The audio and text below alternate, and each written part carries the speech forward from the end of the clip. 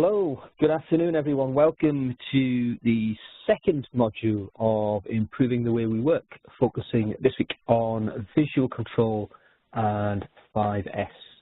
And I'm Ian Smith, Programme Lead for Improvement Methodology in NHS England's Sustainable Improvement Team. And with me today is Michael Anderson, also from the Sustainable Improvement Team. We'll be the faculty for today's webinar. I think Lynn and Claire are online today, so we may see them in the chat box. But Michael and I will be the faculty for the webinar, again bringing you our continuous improvement double act for the remainder of the session.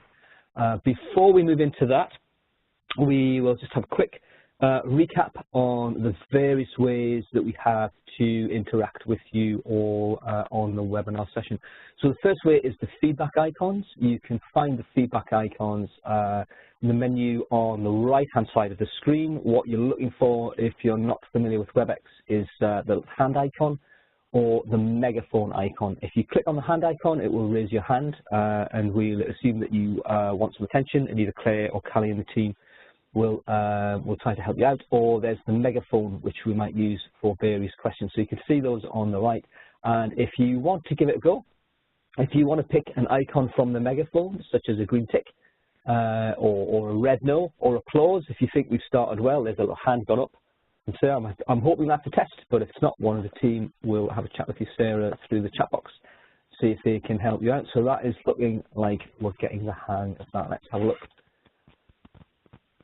and see what's coming in. Yep, that's looking good. Linwood Stanley's giving me some applause already, so that's good news from the boss. Okay, so moving on, we've got the chat box, which we'll be using a lot today. That's on the bottom right-hand side of the screen. If you can't see a chat box, then there's an icon on the top right, which looks like a speech bubble from a comic book. If you can click on that, it may be blue or it may be red. It will bring up the chat box, and you can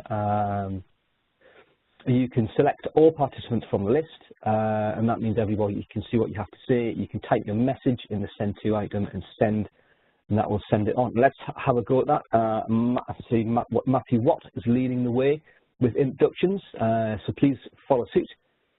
Say hello, let us know where you're calling in from, and have a go with using the chat box. Give you a few moments to do that before we have a look at the annotation tools, and we'll try them out on the next page, on the Doodle page. Hello, hello, hello. I'm going to let you carry on putting your hellos in while I just talk about the annotation tools. They're on the other side of the screen. On the top left-hand side, you'll see a little pen icon, which you can see on the small picture here on the screen. If you click the pen, another menu will pop up. And today we'll mostly be using the arrow button, which we're going to have a go at on the next slide on a Doodle page. So if I can flick across to here, if you want to try clicking on the pen icon and the arrow icon and see if you can pop, there we go, an arrow on the screen. We'll be using that for some of the interactive exercises a little bit later in the session. So that's looking like we've got the hang of that. And some of you found the drawing tools as well. I don't think we need those today, but that's good to see. We're getting to the spirit of WebEx. I can see a few names that I recognise on there as well, which is grand. Okay, so we will move on. It looks like we've definitely got the hang of that. So we move on into the main part of the session. So I managed to draw a circle there, which was excellent. So we might just pop those annotation tools off for the time being, Claire, and we'll pick them back up in a moment. So first, to recap what we did last week. Hopefully you were all with us last week. If you weren't, you can recap on a recording of the session on the CI SharePoint page. There'll be links going to that in the chat box throughout the session, I'm sure. Last week we looked at value and waste, the Plan, Do, Study, Act, PDSA cycle, how we look at things through customers' eyes, and we left you all with a little bit of homework to go and look at waste in our organisation using a waste walk template. And we've had a few of those returned from your good selves. Have a quick look at some of these. I don't know, Michael may join me when we have a look at some of these. But a couple of examples, we've had a few of these. Hopefully you've all had a chance to do it. If not, please do. It's not too late. Please post them onto the Yammer site if you if you have a go. So some examples here from waste observed by our colleagues. There's a few of these that I quite like. I quite like the waste of inventory identified on this one, where request from information just in case the boss asks for it was one that struck a chord. And there's some good ones in here. Over processing. There was an observation here around reports.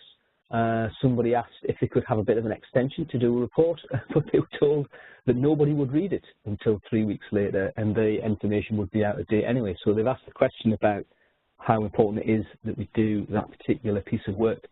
Could we target that time as something that we do need to do? Another example from another colleague. They're pointing out that face-to-face meetings can be a waste of motion when WebEx could do. So hopefully we're learning a little bit about how we can use WebEx in productive ways. And then there was one here again, defects.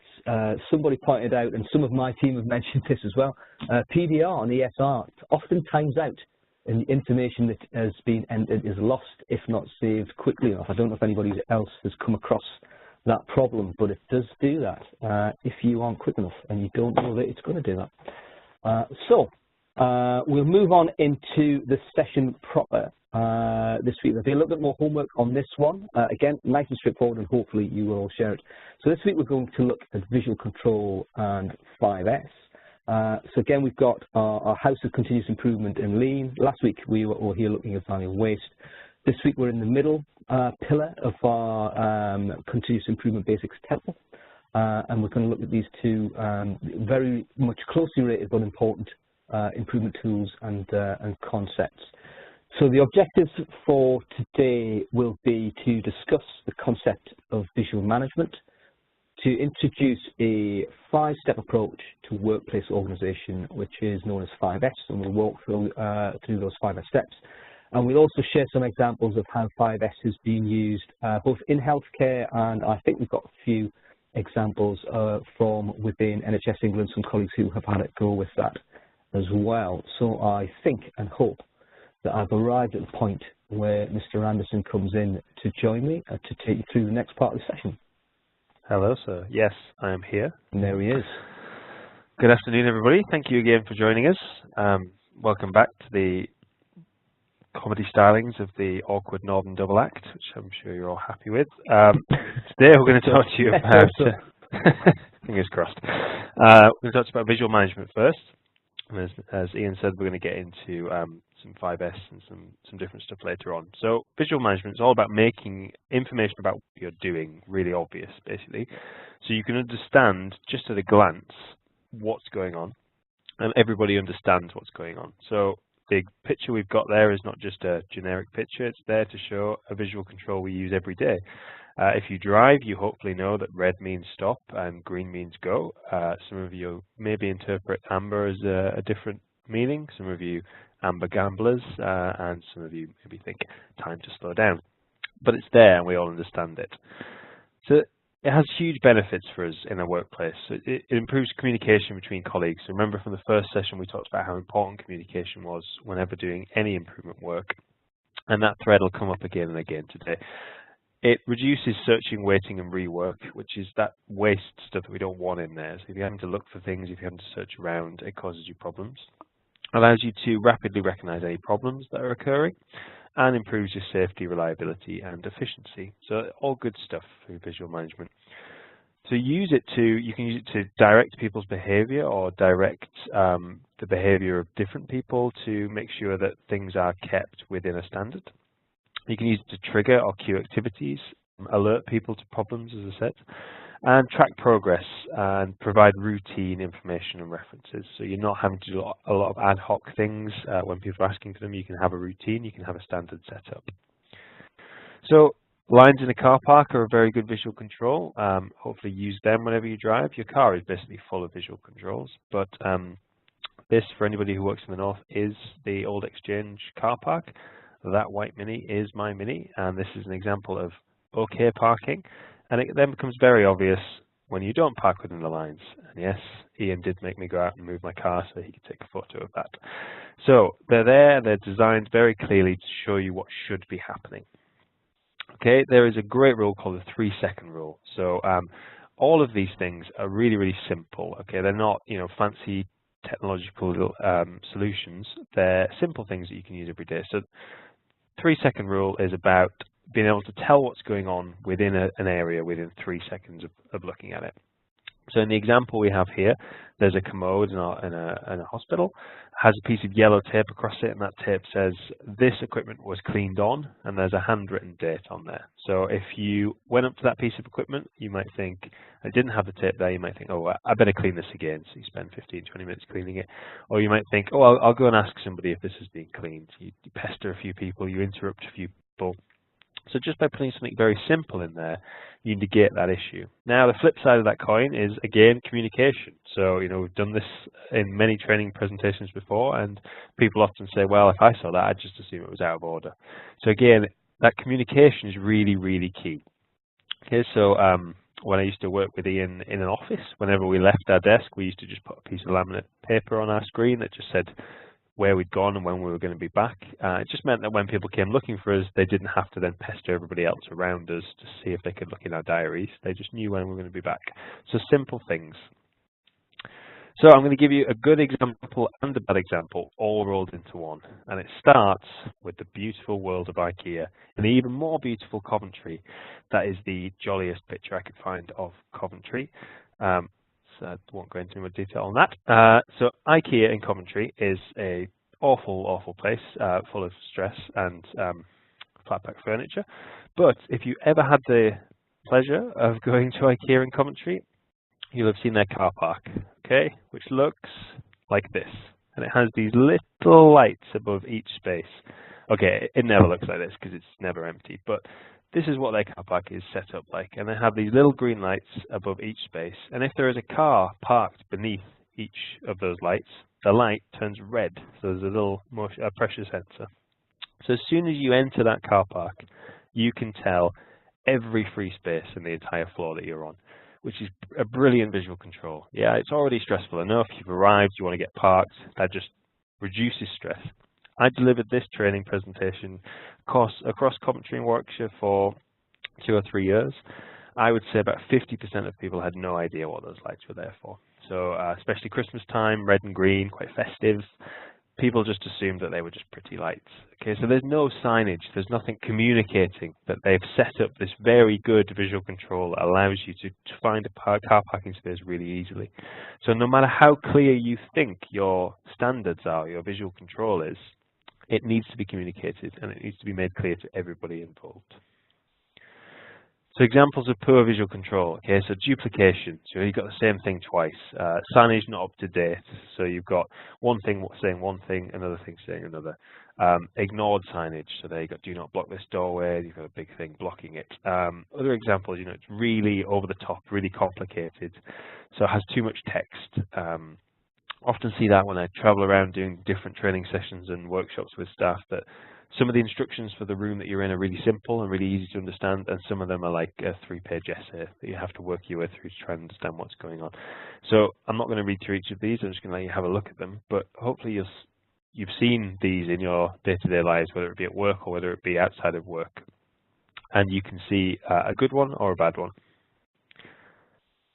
If you want to stick anything in the chat box around any ones that you've seen, I'm always interested to hear about good visual controls that you've seen or bad ones, whether it's in work or outside of work. Quite like the outside of work ones, to be honest. I can feel a kind of an outside of work Yammer competition on good and bad examples of visual controls. Great idea. I'm the sad sort of I'm the sad sort of person that's just 5S'd our filing cupboard at home, which I can see at the minute. So yeah, it's all posted up. It's got labels on the shelves and everything, so it's there. So we're going to go into 5S in a second. Yeah. So there you go. Perfect segue. The visual workplace. It starts with this tool called 5S, and it's all about having this visually orientated system that allows you to promote the elimination of waste through how you organize and set up things. Okay. So we're going to talk through each of the 5S's. This is where we're going to attempt our little double act again, just to give a few different examples from different perspectives. But the 5 S's are sort, set, shine, standardize, and sustain. Okay, so we're going to go through each one. So the first one, so for me, sort is basically this is your spring clean. So this is going through absolutely everything in the area that you're looking to 5S, whether it be your desk, whether it be a shared stationery cupboard, whether it be something at home, and you're going through it and you're deciding in a work environment, every sheet of paper, every piece of equipment, do I need this to do my job? Is this what I need to be able to do my job on a daily basis? If it is, great, put it in one pile. If it's not, get rid of it. We don't need it in there. It's causing waste. It's cluttering up the area. I don't know about you, Ian, but my experience is that you can occasionally have a middle pile, which is if you haven't used it in so long, then you get rid of it. But the more I've done this, the more I've tended to try and get teams not to have that middle pile, because it's just a pile that allows people to hold on to things. It can be, yeah, it can turn into that. It can be useful for two things. One, is somebody's I don't need this, can be somebody else's. That's just what I was looking for. So it can be handy for that. These kind of middle piles should be time limited as well. And they can be a good caution against things that people perhaps didn't understand were important. Sometimes you'll hear people say, things along the lines of, if you haven't used it for a certain amount of time, then throw it away. But there are bits of equipment, particularly in healthcare, where that doesn't apply. Things that we need in a hurry that we don't use very often or don't want to, but we definitely need to know where they are and that they're in working condition when we do need them. And that can include things like defibrillators.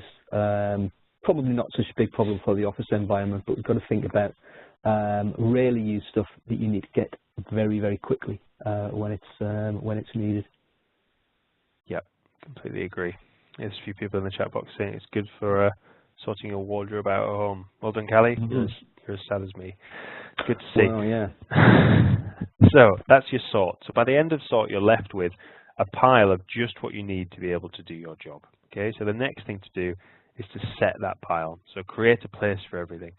So decide where everything should go. Think about where the best place for it is. So the thing that you use every day, 5 times a day, should be right in front of you when you walk into the store cupboard, at eye level. It's really obvious. The things that you use together, put them next to each other. I know that sounds really stupid, but the amount of times that things get set up by somebody putting something down and then not having time to create space for the thing that needs to go next to it and having to just stick it somewhere else for now, and then a year later they're inducting somebody into the team and it's still where it was. Again, it's the process, not the people. Okay, so it's just giving yourself the time and space to put things where they should be. The thing that you don't use that often, maybe have it on the top shelf or the very bottom shelf. And here we've got labeling. So give it a marked bay. Everyone should know where everything is and where it should go back. So I think, I don't know about you again, Ian, but I think labeling's got a bit of bad press over the years in the NHS. I remember having to work in organisations where it was almost like you labelled your keyboard and your mouse and your pencil, which is just overly ridiculous. I've also seen a lot of sarcastic labelling in my time. I've had teams label clock on the wall, had one person do 2 rectangles on her desk and do left elbow, right elbow, which, was funny for a few seconds, but fine after that. So we've got a little exercise for you guys here. I'm going to move on from that quickly. So here we are. We've got a blank shelf and we've got a stapler. So I want you all to use your little annotation arrow that we used on the Doodle page and tell me where on that shelf you would put that stapler. So I noticed nice, it's just where it is. There's a statement in the chat box about 5S being good for kitchen cupboards. And that's how we laid out our kitchen when we moved house when it was empty. Everything was labelled with post-it notes where everything was going to go. And then as soon as we took them off the kitchen cupboards, I couldn't find anything again. Good. That's more of a memory thing, though, isn't it? Sort of. Yeah. I won't say old age, but it's implied, isn't it? Is your PDF finished yet? Just thankfully, yes. Great. Yes. So that has demonstrated our point perfectly. Okay. You would all put it anywhere on that shelf. Yeah. Completely different places. So, if you could stop marking for a second, we're going to run on to the next one. Now, where would you put the stapler? Thanks, Elaine. Liz. Thanks, Liz. I'm assuming that that's not where they intend to put it, and sometimes these arrows do play up and find their own way to bits of the screen. There we go. There we go. Very easy. And just to prove the point, I've got an incredibly daft animation. Right there, right where you all said. Brilliant. Yes. So, a stupid example, but it proves the point that if you walked into that cupboard and there was nothing in that slot, you would know there isn't a stapler in that cupboard. You wouldn't have to search the rest of it. You would know that nobody's put the stapler back yet, so it's probably not in there. So, okay, we're going to stop annotation for now, please, Claire, and we're going to move on. So once you've set everything in place, we've then got shine, okay? So, yeah, I seem to remember we also used the word sweep for this, but we've gone with shine for the standards. I like sweep. So this is, first of all, shine is about, if you're in a clinical setting, this is making sure everything is clean and everything is up to standard. I think also in a corporate setting, this is having, for me anyway, it's having all of your forms up to date with the correct logo, the correct letterheads, so you can just take and go. You don't have to worry about, oh, is this the new form or is it the old one? It's having everything up to date, how it should be. I prefer the word sweep because you can also do a visual sweep at this point. So you can use that sort of 3-second rule again and just have a quick look over the area and instantly tell if anything's out of place, anything is where it shouldn't be. So at this point, you've sort of completed your doing of the area, if you like. So once you've completed the first 3, you've now got this brand new area that's brilliant, but the hard work is just about to start, really. So standardizing is tricky, I'd say, to start with. So this can become very very difficult to maintain and keep going. So it's all about engaging everyone, as we've said over and over again, having communication and getting everybody involved, and having standards and best practice and agreements. So again, Ian, feel free to chip in, but for me, this is 2 ways that teams usually do this. One, the simplest in my mind, is just take a picture of the area, laminate it, put it next to the door of that area, and you can see this is what it should look like, this is what it actually looks like. Are we keeping our standards up? The second one is a written agreement. So some teams go down the route of, as a member of this team, I agree to keep this area tidy, do this, do that, and you get people to sign it. So when you induct somebody into the team, they know what they're signing up to. How about you? Have you seen any different ways of doing that? What's the best? Seen both of those. I've seen written standards. Personally, I like the visual approach of having a photograph so we know what it's to look like, and then it needs to become part of the routine in shine, in clean and check, to make sure that things are put back in that particular way. Yes, yeah, completely agree. And okay, final one, by far and away the hardest one, sustaining it. So, from my experience, this takes one person in a rush, putting something back in the wrong place, for everything else to just fall down around it. So this is about, in my mind, this is auditing. Whenever I say auditing, I don't mean a 14-page report about the store cupboard.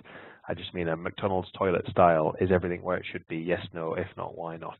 Very quick. If you're doing the 3-second rule, it should only take you 10 seconds to completely audit in theory. You go in, you have a glance around, you sweep the area, and you say, is everything where it should be? And this links into that continuous improvement that we're trying to seek for. So if the same thing is out of place more often than not, chances are it's been set in the wrong place. So people are assuming it should belong somewhere else and putting it back in the wrong place. So you might need to look at how you've set things and where they're ordered and are they in the best place. That's right. In your kitchen, have you put your kettle next to your fridge because that's where the milk is, or should it belong next to the cups, or should the cups move? You're constantly evolving it. You're not saying, right, we've set it now, no one can ever change anything. You're not going to get to perfection. You've got to be constantly changing and evolving. And the audit of sustain helps that. How have you felt the best way to keep sustain has been, Ian? I think the way you say, looking at it as continuous improvement, I think when you start to see it as fixed and static as a one-off thing, then you're missing out on the opportunity to improve. 5S can be very, very powerful for establishing flow in processes, but it has to be linked to other improvements and changes. So the first go at it is probably going to change a lot as you move through your continuous improvement journey. Yeah, completely agree. So just to quickly recap then, while we've got the arrows on the left-hand side, first step is sort, to get rid of what you don't need to do your job and to keep what is necessary. Then you're going to set it, so label, organize, and set it out in the right place. Then it's about shine, so making sure everything's up to date, where it should be, how it should be. Standardizing, so as a team agreeing the best way to keep it how it currently is and how it is set up at the moment, so standards don't slip. And then finally sustain, which is around trying to continuously improve, but also trying to maintain where you are, not letting your level drop, and trying to keep those standards in place. Okay, so that was a quick run through, but we're going to keep going on this theme as we continue through the presentation. So here's an example for you that's completely removed from, I imagine, everybody's mindset. I don't think we've got any pediatric occupational therapists on the call. If we have, hello.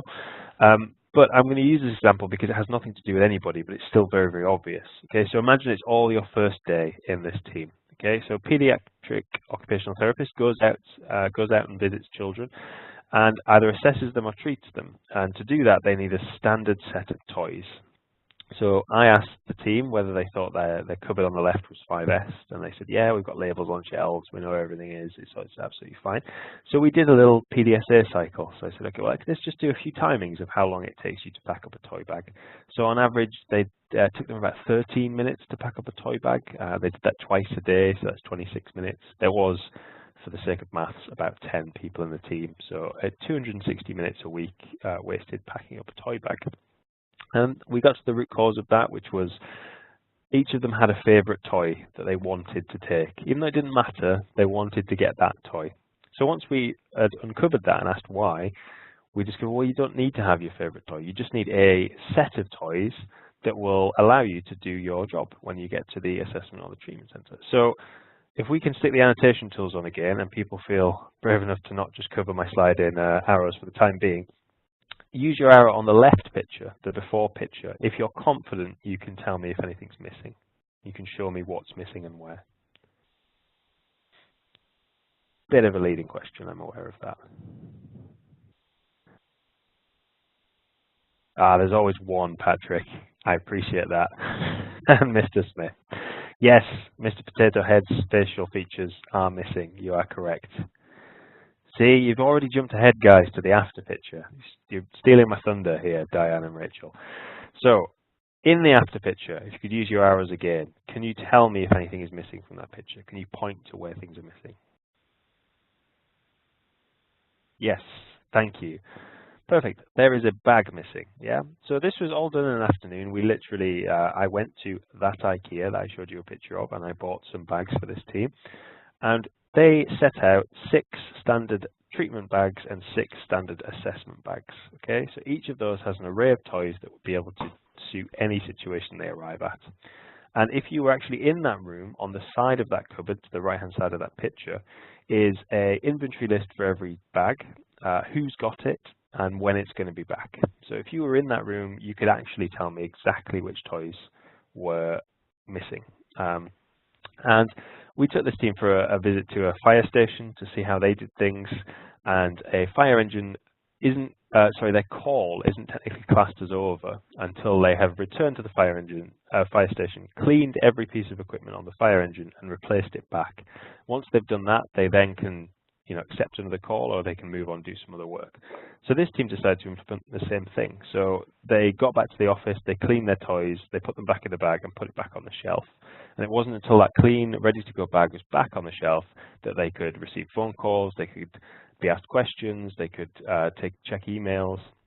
So they built it into their process. So it went from 13 minutes before to 2 seconds to grab a bag, but adding on maybe 30 seconds when they got back to the office with no interruptions. So it's just all about how they structured their work. So hopefully that's an example we can all relate to. But also, 5S is spreading across NHS England. So there's been some amazing work done in Quarry House, and this was in an office in, oh God, where did I go to? I think it was near York. Which was, we did a bit of 5S training with those guys, and then they went away straight away and implemented it. So on the left is their stationary cupboard before, on the right is their after. And actually, if you looked at it from top down, they've got labels, really clear, really obvious where everything should be. And it's all set up and it's there. So it's just about sustaining that now and keeping it going. So comments to that effect in the chat box as well, Michael, from Corey House. Simon and Colby point out things they've been up to on, there we go, on the 6th floor.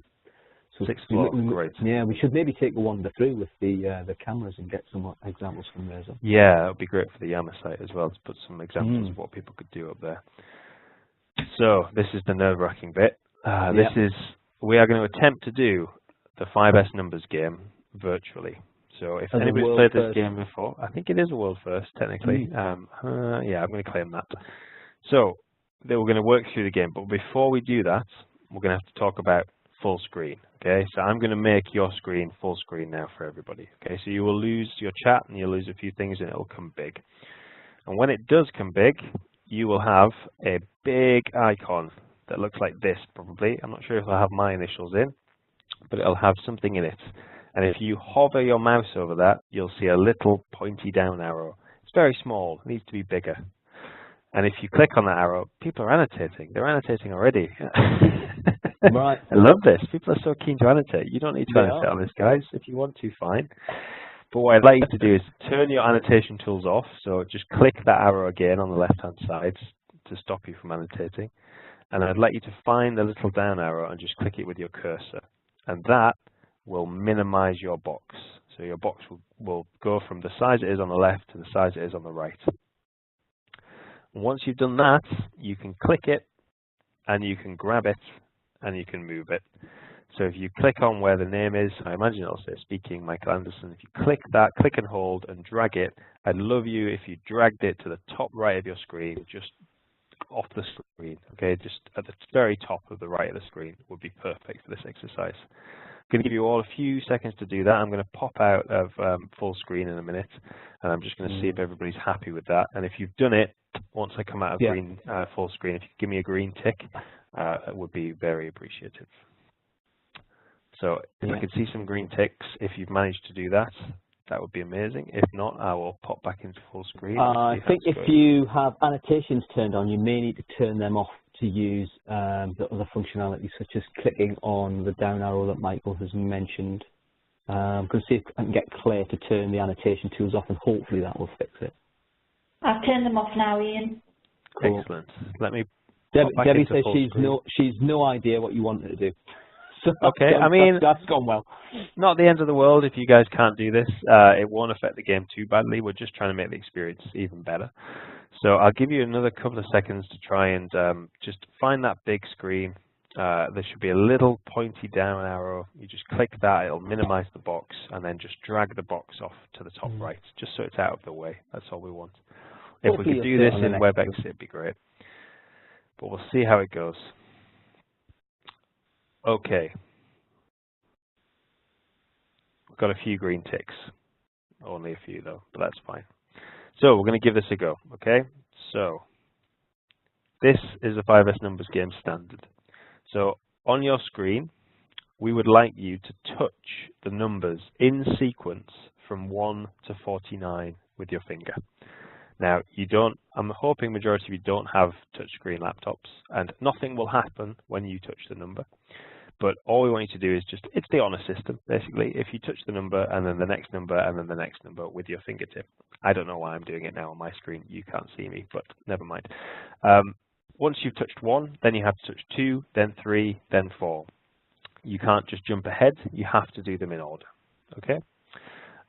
And once the time is up, I'd like you to remember the number that you got to, okay? Just hold it in your mind, and then we're going to do a quick poll and see where people got to.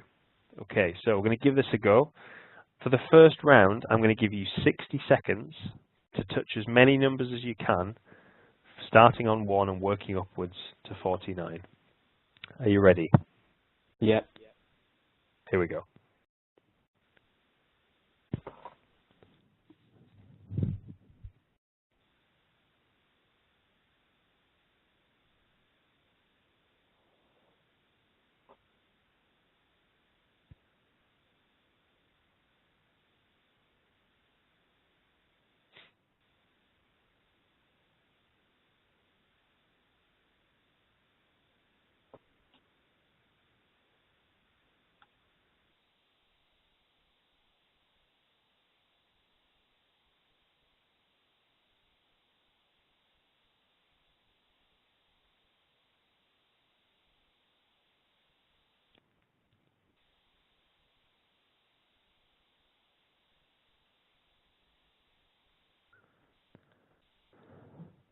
Okay, last few seconds, so remember the number you're up to.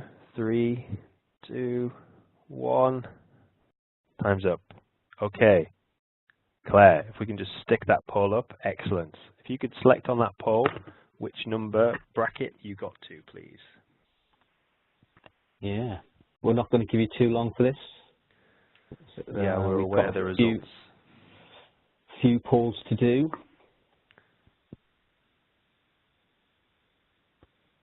Let's see what we got. See if anybody got to 49. Impressive if they did.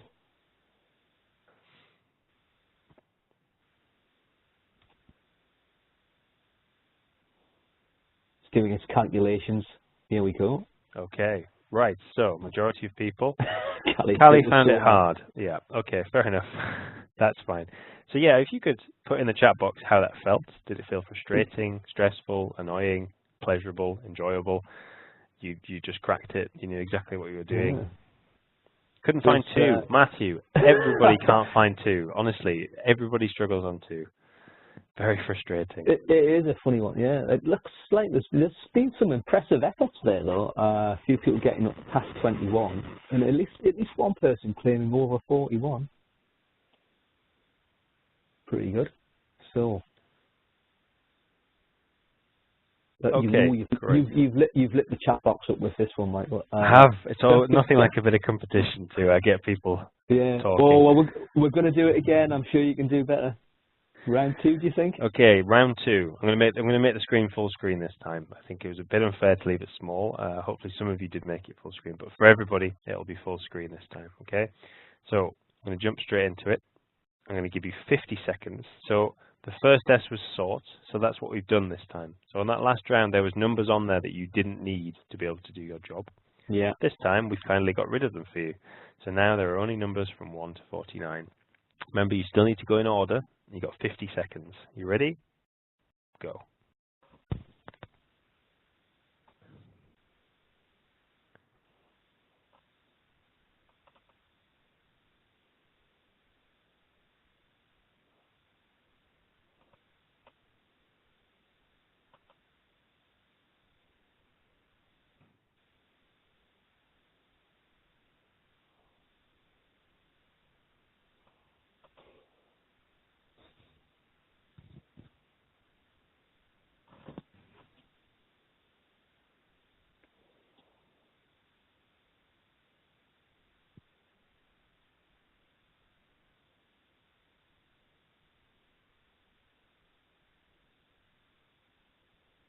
Okay, last few seconds again. 3, 2, 1.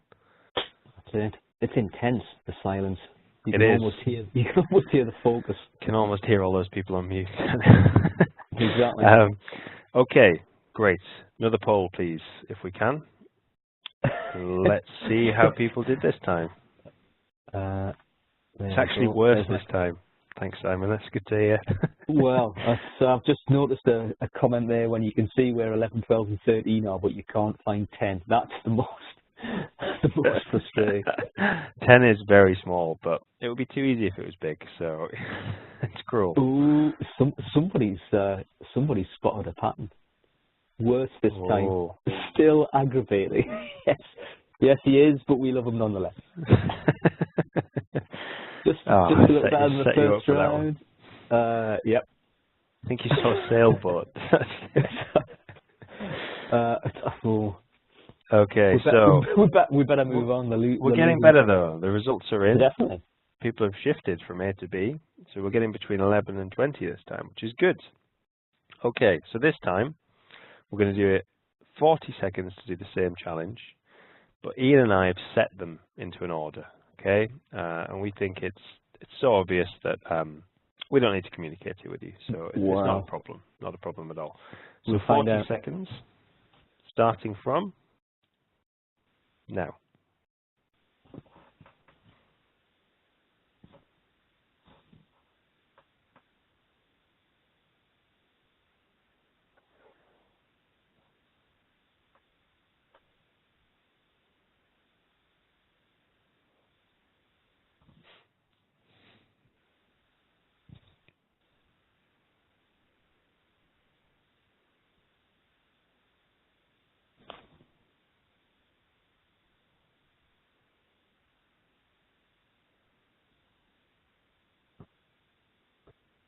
Okay, and 3, 2, 1.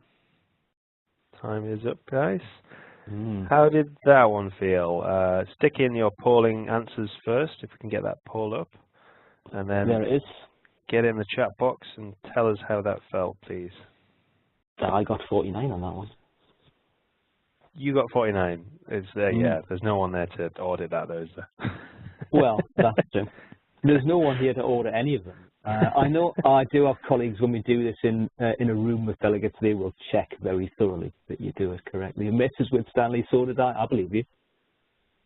Even more frustrating, could not make out the pattern. Perfect. Thank you very much, Angela. And why is that, Michael? What did you not do? We did not communicate it. Oh, this is sounding like a really cheesy advert now, isn't it? Yeah. So we didn't communicate it. Some of you will have worked it out, some of you won't. But the scores on a whole are getting a lot better. Okay. I think a lot of people did, but some folks did not. So we've now gone and we've had a chat to a few people and we've worked out what we think is the best way of doing it. So we're gonna test this way. Okay. So we're gonna give you 20 seconds and see how you get on. Okay. Are we ready? Set and go. Oh.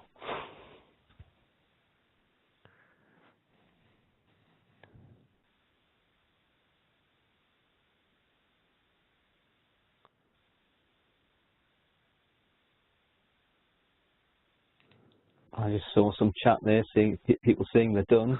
Bish Bosh from Lynn Wynn. Matthew can't see the pattern, I think we should get Matthew on these calls. Yeah. So kind of people. He is. Oh, what's happened to the slides there? The poll's up to see how we did. Great. If you could put your score in, that would be grand. I'm expecting high scores on this one, Michael. Apart from Matthew.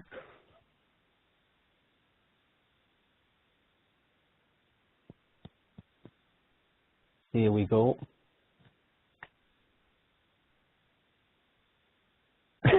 Yes, Elaine's starting to feel a bit more relaxed now. Things have become orderly.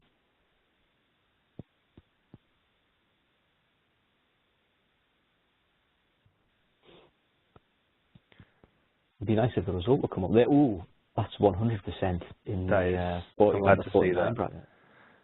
Now, just when you thought this fun was over, it's not. We've got a couple more rounds. Slightly different this time, though. Very quick. First round, 60 seconds. You can touch numbers. You can not touch numbers. You can do whatever you want. All I want to know is, after 60 seconds, which numbers you think are missing. So either jot them down on a piece of paper or remember them or whatever. And then after the 60 seconds, we're going to stop and you're going to stick them in the chat box. Okay, are we ready? Here we go. Full screen and go. It does get aggravating again, folks.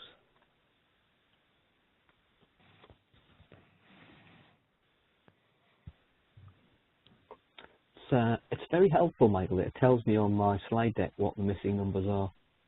Does it? That is very helpful. You mean you haven't memorized them over the years? No, I wrote them on the slide deck just in case I were to forget.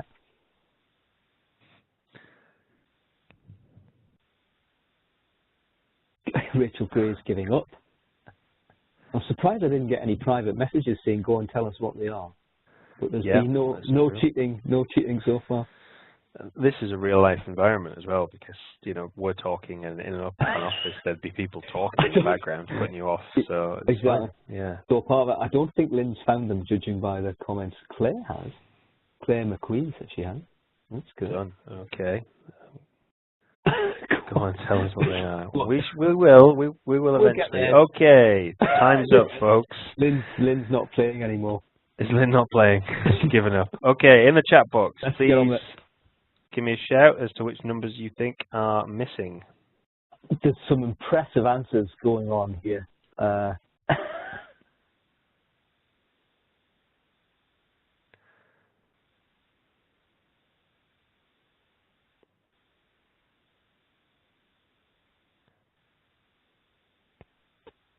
Okay, I can finally get my chat box back up now. Okay, 18, 22, 23, 2, 11. Okay, so I'd say 18 is a pretty common one there, would you? It's popular with folks, yes. 403, thanks, Lynn. Yeah. 18 and 41's come up a few times. Okay, right. So, how did that feel? Was that easy? Was that frustrating? Because that technically for you guys was an organized mess. You'd seen that screen before. That was the first screen.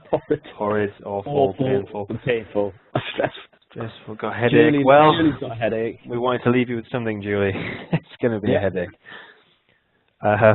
Yes, not much fun. But that tends to represent quite a few store cupboards that we have and quite a few shared areas across the organisation. So, last round, we promise. 5 seconds this time to identify which numbers are missing. You ready? Go. I'm looking forward to the evaluations on this one, given we've given the audience a headache. And stop. Okay. Hopefully, you all got the numbers. We can see them flooding in. And well done to those people that got 18 and 41 in the last round. Some of those folks definitely managed to do it last time. It's better than I managed. Very good. Emma. Got a whoop from Emma. Excellent stuff. So that game is there and is designed to show you that even though we think we're organizing things and we're setting them up how we should be, you can always go a step further and you can always try something different. And communicating or not communicating what you're doing does become a big problem. So the amount of time that you save, even though you think you might only be saving, 2 to 5 minutes every time you go to an area, trust me, that adds up and it becomes a big factor. Reduces stress, reduces anxiety, all of those things. So 5S is a really good place to start when you're doing improvement work. I think Ian will agree it's a strong foundation because you can get people, coming in for one day to do a 5S event, jeans, t-shirt, and people see something changing and see something happening. And whether it's something that you think is small or big or whatever you're looking at, it will make a difference and it'll make an impact. So I always like to start with 5S. Are you the same, Ian? It is a good way to start. I like the spirit and the team spirit that it can build, but it has to be evolved into something that helps our processes flow. So it's a good place to start, but it's not a good place to stop. That's what I think. Yeah, completely agree. So we're working towards this workplace where there's clear communication between colleagues, even if you actually hardly see each other, which is a big factor for us in HS England. We're spread across such vast areas that we don't get to see colleagues very often. I can't remember what Ian looks like. There are no surprises. Abnormalities are easily identified and addressed immediately. And the answer to the question, how are things going, is pretty obvious to everybody involved. Okay, so we're going to talk about now communication cells. So this is another good way to use visual management on a daily or weekly basis to just help you have a better understanding of what's going on. So it's building this environment that allows the team to have clear and understandable overview of their daily and weekly activities. So you know exactly what's going on. At its heart, this is, for some clinical teams, this is what do we want to do today, what do we want to achieve, and what did we want to achieve yesterday, and did we achieve it or not? And teams can look at that in different ways. It might be what do we want to achieve this week, and what did we want to achieve last week. But as long as you have a clear understanding of what your goals are and how you want to improve to get closer to them and benefit the customer or the patient, anything that helps you with that is a really good tool. So they focus on people, performance, and continuous improvement. So we're going to talk about those. So potential elements. So again, talking about people, you have your staff planner and your team leave. So you know who's in, you know when they're in, and you know when they're not going to be in. So you don't have any surprises. You know what your upcoming work is. You know who's skilled to do certain bits of work in your team. So you don't have to, there's so many teams I've worked in where a new bit of work comes in and somebody says, oh, has anybody got capacity to do this? And, it's just sort of like a finger in the air. Yeah, I could probably do that, I guess, if you want me to. Rather than that knowledge of, yeah, no, I have got capacity because this is my workload and I know that person's workload's more because we review that on a weekly basis. Again, having health and safety and having a communication about what's going on in the organization and around the team is really, really helpful. Performance. So what are the team's KPIs? What are the business KPIs? How do they link together? How does the work that we're doing as a team link to the organization? Is it adding value? And how do we make sure we're adding value, and how do we make sure the work we've planned in is being done and we're not getting sidetracked by ad hoc requests all the time, or things that we didn't see coming? Why didn't we see them coming? And finally, continuous improvement. So reviewing your ongoing improvement projects, problem solving. This is the stuff we're talking about in these webinars, is constantly evolving, constantly asking, why are we doing this? Are we doing this the best way we can do? And then thinking about, well, let's do a little mini project on this, because we know that that's the main thing that annoys us. That's the main thing that is a bugbear for all of us. So trying to build that into your working lives. And there are teams that are doing this. So, this example is from a team in Cumbria in the Northeast. And they have a virtual comcell. So this doesn't have to be something you all go stand around. This is something that they all dial into twice weekly, I think, and they sit around an Excel spreadsheet and they go through it, and they look at, their agenda is made up of people, performance, and continuous improvement. So they look at who's in the team, what's their staff planning, what's their performance, what are they working on this week. And they have a barometer of how people are feeling. So, are people stressed? Are they okay? Are they happy with their workload? Are they struggling? So they have all of these things that allow them to just be closer as a team and to have a better understanding of each other. And as you see there, I've just taken the screenshot of what they go through. So they go through agenda, team barometer, stages of completion, 3 Cs, and then successes. And this is a quote from Aaron, who's a big part of that comcell and helped set it up. And I'm not going to read it all out, but you can see that it highlights that they can check on how the team's coping with work and how they're feeling. And it gives them a really clear standard opportunity to raise any concerns or challenges that they're facing, and also to celebrate successes. We don't do that very often. We're very good at, if you've done your job really well, that's just expected. But if you've not done your job really well, you have to put a red on a RAG rating somewhere and somebody will shout at you. But a green just gets looked over and no one reviews it. So celebrating those successes are really, really important. Anything you want to add, Ian? Yes, virtual comcells definitely worth looking at, given the geography we work across in NHS England. Or if you're all in the same place, we used to, Michael and I in our PCT days, used to do this using every improvement project and programme was displayed on a wall, and every week we would report out on 3 or 4 of those in a rolling programme to the executive team on how they were progressing. So they can be done very much in situ as well, using very simple materials in a wall-to-wall type style. So whichever is most appropriate for your team can be very, very helpful. Yeah, it's just giving it a go, isn't it? Just seeing what works for you. Okay, it's time for our weekly recap. So, yes, the quiz. You can bring the polls, please. What are the 5 S's? Sort, set, shape, standardize, and sustain. Sift, set, shot, standardize, and sustain. Sort, set, shine, standardize, and sustain. Or sort, set, shine, stop, stir. We're going to close the poll pretty quickly today because last week we had a lot of filling to do, and we used all of our grade A material last week. So this week we just gotta keep on talking. Gosh, fill that time. If that was the grade A material, everyone's in trouble. That poll closed really quickly. It did close. Maybe a little too quickly on that one. Maybe a little too quickly. But yes, everybody that did answer got the right answer. Got it right. So yes, it's definitely C. Okay. Thank you. Got some people in the chat box. No time to answer. Okay. Well, we've gone too far the other way this time. So we're going to continually improve whilst we're doing the presentation and leave this poll open for a little bit longer. So what is the visual control rule called? Is it 15 minute, 5 second, 3 second, or the last one?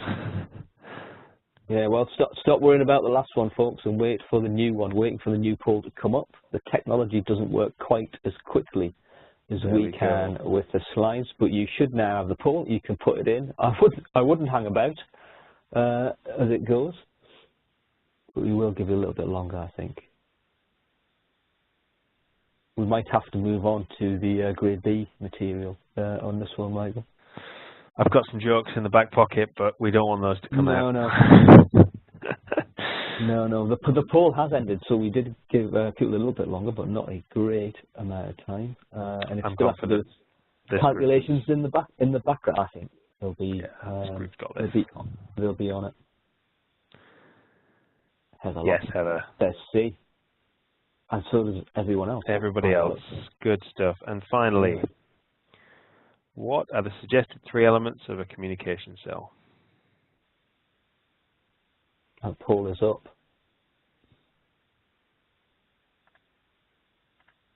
Yes. Cake. Cake. I mean, cake is obviously in there. Well, then we can have a thicker communication cell with cake and coffee. That's a good idea. Blending approaches from different areas and nationalities.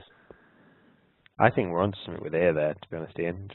We just push that from now on in the training and just have a big picture of a cake for the 3rd slide. It's getting a lot of support in the chat box as it goes. Yeah. We're getting chat box answers as well. We're actually getting requests for the specific types of cake that people would like. Appreciate that. Yeah, it's good. I don't know there how we that go. Will work. There we go. Thank yeah. you. Somebody did vote for cake. That will work in the virtual approach, but right. I'm going to hand over to you again, Ms. Smith, to take us to the end. Well, thank you very much. Well, very quickly, folks, as we are coming up to the hour, and we did promise to start on time and end on time. So just the summary of the key points. So visual management, it needs to be simple and easy to understand and quick for it to be effective, as we've looked at in the examples today.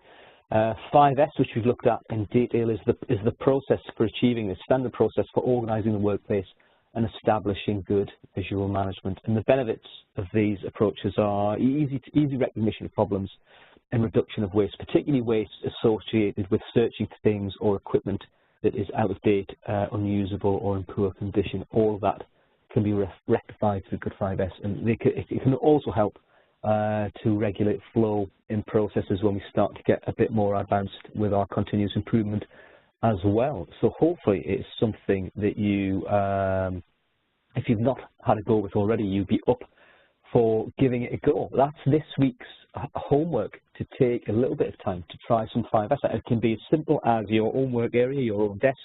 Some people are recommending it for kitchen cupboards, bedroom cupboards. That's all fine as well. I'd like to do something that works, so you can share it with us via the Yammer site or even the CI mailbox as well. But if you can post your 5S examples, we'll show some of them at the beginning of next week's session, which will be on next week.